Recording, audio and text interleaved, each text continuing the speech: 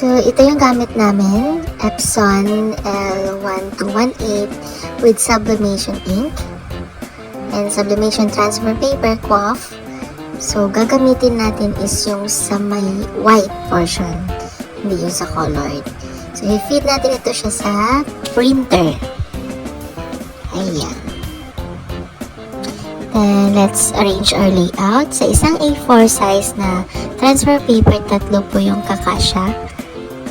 And, super high. Tapos, Epson matte and mirror. Kasi, ita-transfer po natin yung print sa ating mug. So, use yung magandang Sublimation ink. Ito, tapos na po natin siya na print. So, ipapress na po natin yung ating design sa white mug, sa Sublimation white mug. So, ikakat po natin yung mga whites sa gilid ng ating designs. For that, iset po natin ang ating mug press. So, pupuntingin natin yung side ng ating designs. Ayan.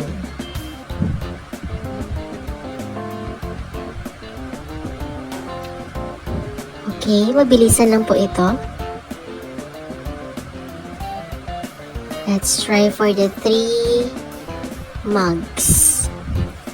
So, tapos, i-roll lang po natin to siya sa white mug. Then, iti-tape natin siya gamit ng ating thermal tape. 50 pesos po ang rolyo nito. Isang ganyan.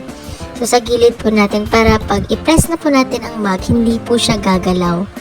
Yung print po ng ating design is hindi naka ano yun siya, shadow. So, naka-intact lang siya.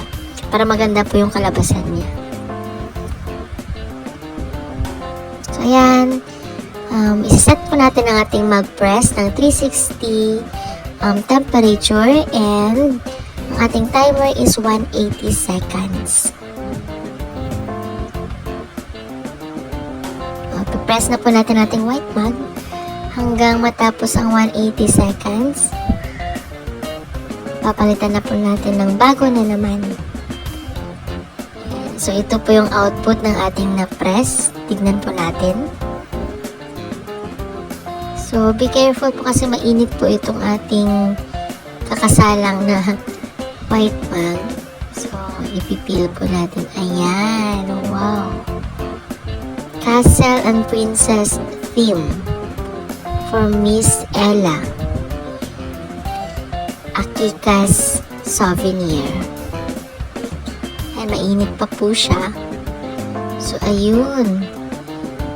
Para maganda po yung output natin, make sure po nagagamit po tayo ng magandang ink and printer.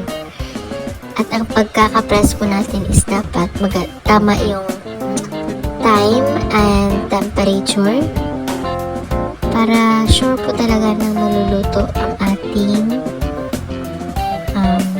layout, yung designs. So, ito naman po is for Nathaniel Safari theme na mugs. Ayan, so ganyan lang po kadaling gumawa ng ating Sublimated white mug. Basta meron lang po kayo mga materials, affordable. So, thank you for watching. Don't forget to subscribe.